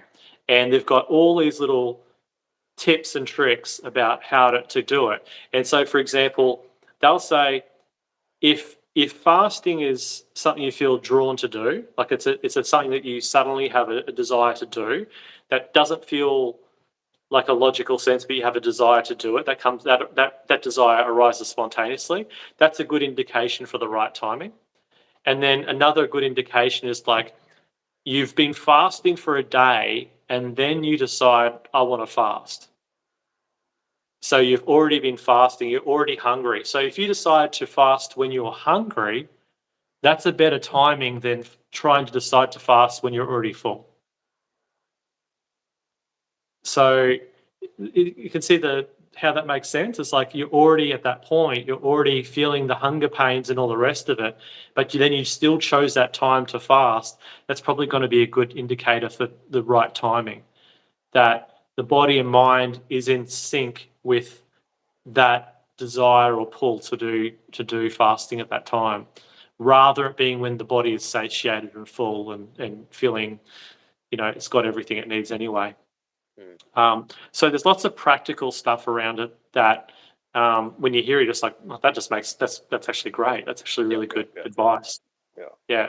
So that's all and I find with neidan, there's all of that helpful underpinning advice, and subtlety around like choosing times for these things when it's in right, and and feeling that progression in your body. So, like for instance, even when it comes to like vegetarianism, they're kind of proponents for that, but they even say don't just go do it because we say to go do it. They say, it's better to do that gradually over a period of time when you feel like you should do it, when there's a natural desire to do that. And some people may never do that, and they're okay with that. There's not like a hard and fast rule like you have to be a vegetarian. It's like it will help, but only do it if you feel the desire and So they say it will help. Why do they say that it'll help? Because they view meat as very turbid. They use a word called turbid for a lot of things. So we could probably translate that as highly differentiated. So and heavy. And so they talk about meat eaters will have carry a lot more mucus and a lot more things that are required to break down those animal fats and so on, and it's not a clean system. And so the body has we don't just absorb air through our nose, we absorb it through the mouth and our skin as well. And our skin is a two-way street, it's absorbing and receiving as well. But the idea is that if we're meat eating, we're basically blocking up the system with heavier, dense forms of energy that take a lot more to break down. And so is this more the Chinese medicine side of it, or is this which area is that coming from? This is coming still through neidan, but there would definitely be natural overlaps with Chinese medicine as well, because there wouldn't be anything discordant about that between the two. But this is advice coming through neidan as well for practice, to help practice. And is that something that you've done? Like, have you done some of these fasts, and have you tried out those? I haven't found the right timing personally for it. I feel like feel like I do some of it a little bit. Like at certain times I'll reduce my meat intake and so on, and notice how that affects meditation and things like that. I have noticed in times when I've had the right timing for those things, that I naturally feel more aware of what's happening both in my body and energetically, and feel a natural attraction for absorbing, if you like, cosmic chi from the environment, like that natural nature chi from the environment, when the body is cleaner and there's less heavy foods. And they recommend like staying away from grain as well. Like that's kind of considered hard for the body as well. So breaking down grain. So they like along with the reducing your meat intake is reducing your grain intake as well. But I can't maintain that, on a daily basis. It's not the right time for that. I've got other commitments and so on. But what I do notice, for instance, is like if I don't have a more balanced diet, I notice that, for instance, that I'm naturally going towards more salads these days. It's not because I'm trying to. It's because I feel drawn to it, because I'm noticing how my body feels afterwards compared to having a heavier meal. And then, like, the other day, just like having I was, helping out some mates doing some house renos, and one of the guys went off to get some food, and he come back with meat pies, and I had that meat pie, and I don't have anything I love meat pies, but I felt wrecked. I felt wrecked after that, and then so the following day, just had a salad instead, and surprisingly, I felt like more energetic and more able to. I didn't have that downtime. I didn't feel heavy, and just be able. And these are things that people will, you don't have to be into meditation to get those kinds of benefits, but I would say that there's more of an instinctive awareness for what's having an effect on the body, and you're paying more attention to that, because it's like, having a heavy meal, I'm definitely not going to feel like meditating. I'm definitely not going to feel like doing much after that. It can be very And sleepy as well because of the insulin and stuff like that. And then that really it actually gets quite annoying when you're trying to sit and focus and you have that sleepiness. Like there's something to be said for working with that and working through it. And that's why I say, for example, in Theravada, they'll do some of those long sits to be able to come to terms with that, see how it works and work with it. But yeah, I totally know what you mean. Like when you're sitting there for long periods of time, you become more in tune with the body and its senses and stuff like that. And certain things are going to, benefit other things than others. But it's also good to like try those things out as well and just get yeah, to know the body. well, Have a for big the meal for the and then see how you comparison, feel.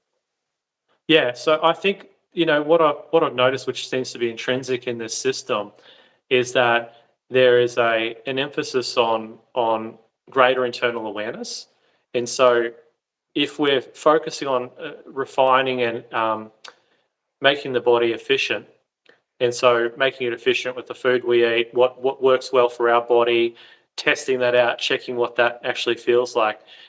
We're going to optimize our health. And then, so we'll just take the example I just gave before. So, had that meat pie and noticed afterwards how heavy and sleepy I felt. Well, that's taking away energy from the body to consume those nutrients. And I didn't feel like excessively energetic afterwards.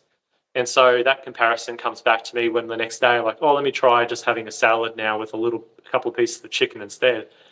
And I got way more energy, didn't have any downtime. Like that's way more efficient. And then if you add that into the meditation routine, having a meat pie versus a salad before meditation, and a meat pie is going to make you feel sluggish, tired, sleepy. You can't meditate. You're going to go to sleep. You're going to be what they call moving into oblivion, not meditation. Um, That's an and interesting term. yeah, Moving into and oblivion. so we use the term oblivion because many people might get into meditation and they actually experience oblivion, when they're not consciously there and they think that's meditation. And they confuse the two for meditation. It's a very common I've early never heard of this. mistake. How do you describe oblivion? What is oblivion?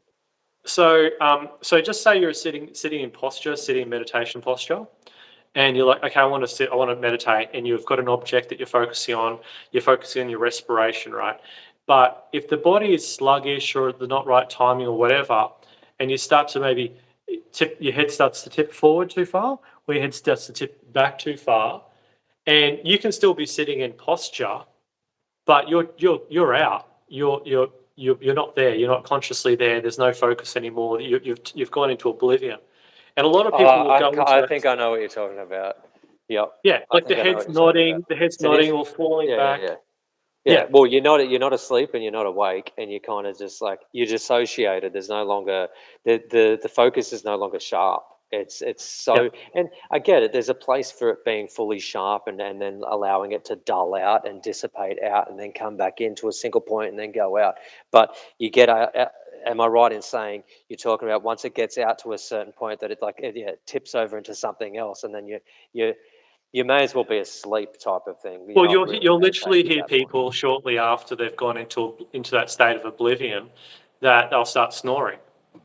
Yeah, They're sleeping, they're not meditating. yeah, Um, but there is an absence of consciousness from the yeah, process. yeah. And some people will swear black and blue because they come back from that state of, more or less like sleep or oblivion, and they go, I feel fantastic. Meditation was great. But they weren't meditating. Yeah. They had Okay. slipped into that state where their energy had dropped Mm, and the mind had just left. mm, It mm. gone it gone elsewhere, and it Oblivion. wasn't present. So that's a subtlety that's taught in the Dan system to be aware of. So you're not, there's not that false sense of, and you can develop, false virtue. Like I've meditated for 5 hours when you've been checked out for 5 hours, you know, um, and that takes some False virtue. recalibrating. Sorry. False virtue. You called it false virtue. Can you go into a Well, I bit of mean, detail on that? you could start to feel. Some people start to feel a sense of um, virtue for something that hasn't been attained, right? Um, so if you're if you're meditating, correctly, to say quote unquote correctly, um, there is some clear indicators of success in that. There's some clear indicators. Whereas in maybe more Western style of meditation, like people reporting any benefit back to like, oh, I meditated for this, or I did this, or did that. People like thinking they're meditating when they're not meditating. They might be just like spinning their wheels. They might be doing other things in their meditation, like visualizing stuff. All kinds of wonderful things, but it's not meditating. And we have we tend to confuse those things very easily in the West. Like I've had people, describe meditation being all kinds of things. And it can be in some sense. Like you can be in the zone, working Yeah, out. it's You yeah. know, There's something it, going on, but they're getting pulled into more sense perception rather than zooming out and gaining perspective of it. yeah, yeah. And I've had people like tell me about how they're dancing around and doing all kinds of interpretive dance, and that's meditating. Oh, I remember you Um, telling me about this. Well, yeah, okay, we'll go into that. Yeah, because you were running a class at the time and you had some, maybe one or two new people that joined, yeah, and this person wanted to ask some questions. yeah, Um, and they again, what my understanding of it was they weren't exactly asking, they were trying to like push their own kind of thing. But yeah, walk us through that. It was something to do with they felt that the style that you were going with wasn't it, and they felt that their more physical based interpretive dancing was just as equal to what you were teaching at the time.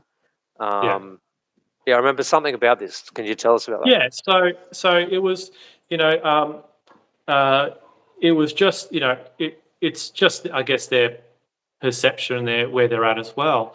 But we have very clear indicators of what we are classing as meditation in neidan.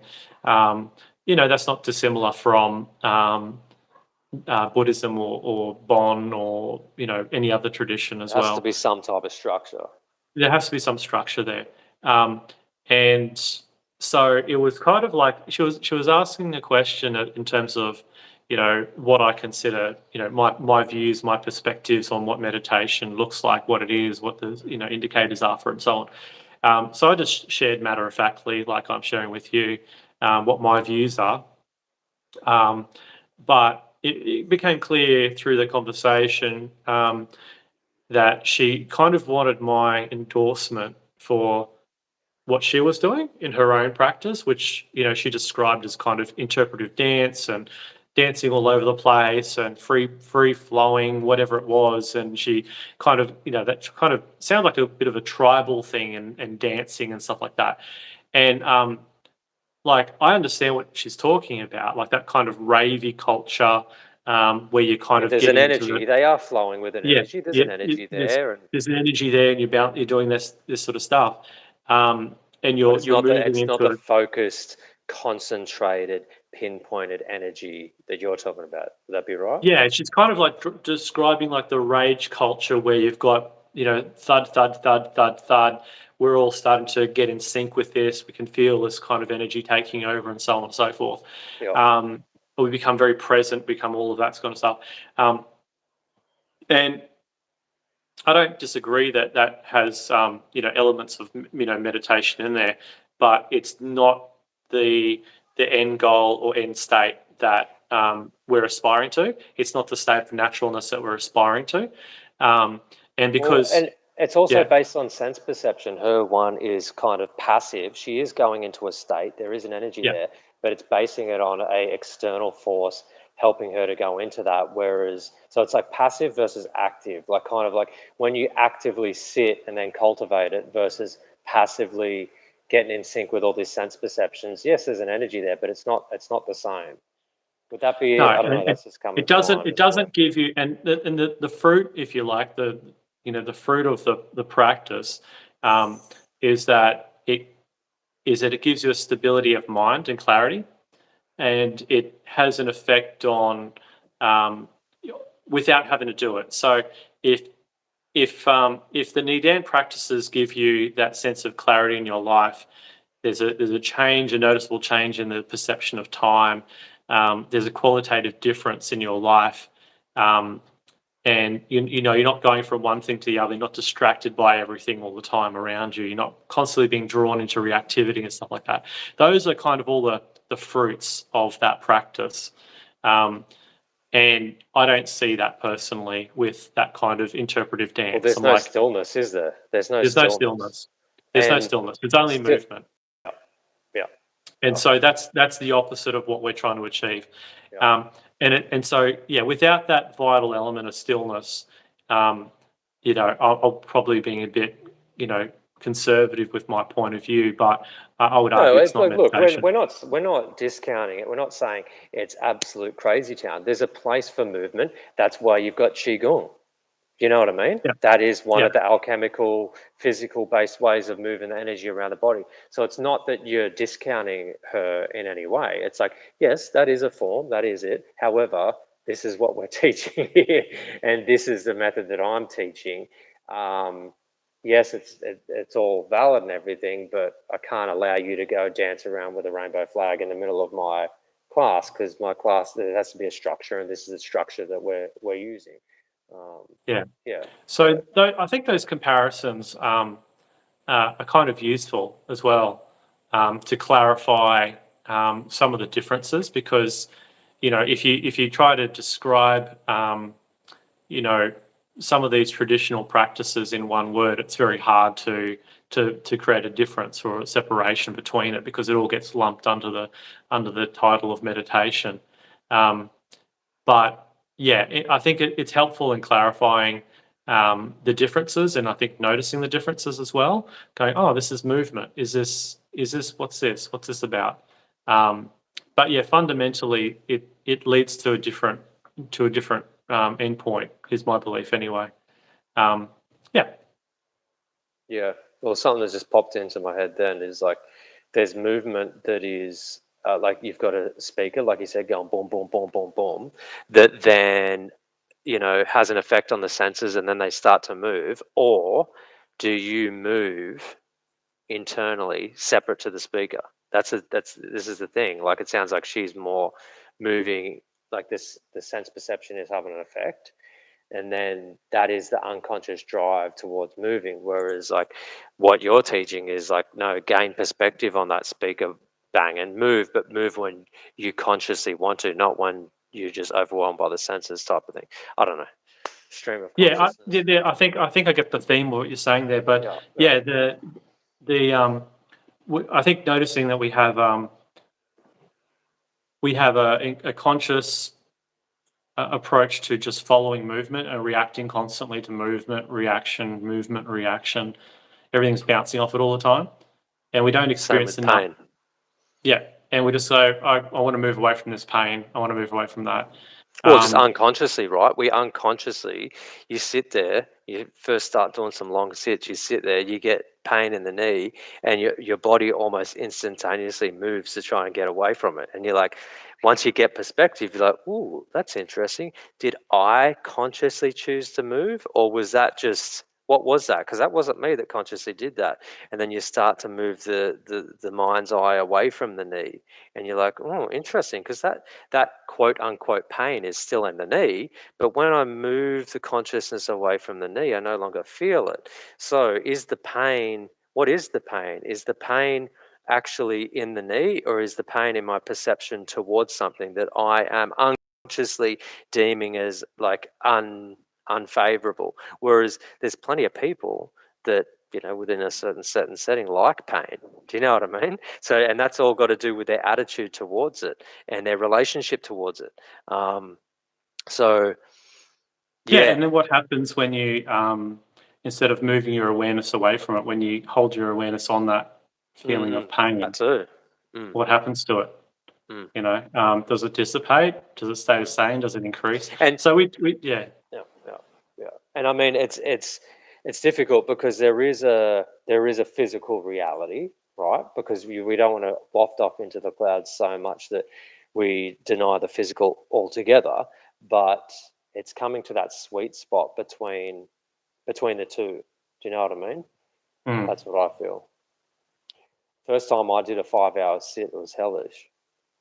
My back and my knee, but then that's why I bring it up, because it's like that's that experience that I had, and then I started to move the consciousness away from it, and it's like, ooh, interesting. And then a couple minutes later, the other side of your hip starts to hurt, and your consciousness goes straight to it, and then you're feeling all this pain, and then you're like, okay, come back to the breath, anchor, come back to the breath, and you bring it back, and then you feel it, you feel like this is the pain level, and this is where the focus is, and you start to pull the focus away, and then the pain starts to go down.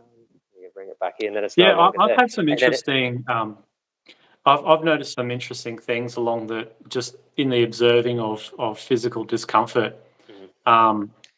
With people that have come along, and one of the things that we try to do is sit comfortably, sit in posture, but sit comfortably, and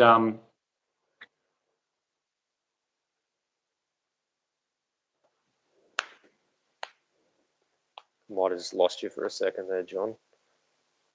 Maybe it's my end, I'm not sure. Just give it a second. Okay, people. There we go, he's back. Just a couple of seconds, you're back. Yep. I think it's just overall over the last couple of years, just observing how people deal with pain and so on. One of the interesting things that I've noticed is that initially I used to talk about how to deal with the pain, the pain of sitting for even a short amount of time, and I'd describe what happens, in terms of that sensory information, that data that comes forward, and it tells you, you're uncomfortable, you're in pain, you're in this, you're in that. I've noticed something interesting though. I've noticed in the last probably 6 months to a year that almost no one's reporting pain or discomfort now when we go to sit. Like it's completely a non-issue, and I wasn't expecting that. I wasn't expecting that to be a thing, but it's kind of been the case that no one's kind of reporting discomfort or pain or agitation when they go to meditate now, and I can't explain why that is, but I feel like maybe part of the answer is that we're getting into a deeper state quite quickly when you're no longer perceptive of the body, no longer aware of the body. Well, I mean, there's that. Yeah. There's the psychological side of it, the mental side of it, but then there is also just that physical side of building up the body to be able to handle that as well. Because when you first go to do it, or even just the first time you go to sit in with a straight back, you know what I mean, proper form, it can be quite hellish, but then you build it all up. So again, speaking from that Taoist side and having everything in balance, there's that side as well. You can't expect to be able to do a massive sit straight away. You got to kind of build up to it, and there's all types of things going on in the body when you're sitting for that amount of time. Yeah. All right. Well, I don't know. Is there any other areas that you want to touch on? I mean, we're approaching, what is it, 2 hours here? 2 hours. We've bounced around quite a bit on this, that, and the other. I know there's plenty of other stuff we can talk about, but what do you reckon? Is there anything else you want to touch on, or did you want to? Yeah, I think just let it sit. I think for a bit. Yeah, I think we could come back at another time and sure. chat about something. Might have a bit more structure or some topics or something to just to talk about. Yeah, sure. But yeah, it's good. So when's your next get together and kind of because you've got the online class that you're doing, and then the online class that you join, and then you've got your own practice that you're running in Townsville. So you did your meditative last tomorrow night actually. Tomorrow night will be the bond classes will be on, and then the following Monday. So so they'll be on tomorrow night. So I'll try to get along to that, which is cool. Usually fun. Cool. All right. Well, in a future So video, we might be able to share some of the information and things like that to anyone that's interested. yeah, I might Um, share like the updates from what I'm learning and yeah, discovering as well. So yeah, that could be fun to go through, yeah, for sure. and to compare with the Buddhism side of things. Mm, yeah, absolutely. Yeah. Okay, cool. We'll do that. I suppose in the meantime, thanks to anyone and everyone that's joined, that's said hi in the chat, or even if you've just been in here listening. Hope you're doing well in body, soul, mind, and spirit. And if not, that's okay. Tomorrow's a new day. Keep on keeping on. And we'll catch you on the next one. There's a bunch of different things we're going to be talking about over the next week, actually. I've got another friend of mine. We're going to be talking about gold and the gold price and silver and what's been happening there with some Bitcoin and stuff like that. So that's going to be interesting because anyone that's been looking at the news knows that there's some real chaos going on in the world at the moment in that whole realm. So yeah, that'll be interesting. So if you're interested in that or any of these other conversations that we've spoken about today, feel free to subscribe, follow along. You know what to do with the little bell and all that type of jazz. So yeah, John, I think you're playing around with your green screen, Yeah, are you? You playing got it around with the like green screen. that could work well. You could put like a Just little temple in the background or something. just figuring out all these settings. So yeah, I didn't even know you could do that. I didn't know you could do it either. You got a So beauty anyway, filter, make yourself I look more don't know beautiful. what's this one. I don't know. I've got some. Yeah, what do you got here? I don't know how to turn it off now. Oh, there it is. You got the cat Okay. ears or something. People Yeah. are into that type of stuff these days. Anyways, okay. Thanks everyone for All right. joining. We'll leave it there. That's almost 2 hours. Thanks for joining us. We'll see you on the next one. In the meantime, take it easy. Look after yourself. Okay. Bye bye. Catch you. Bye.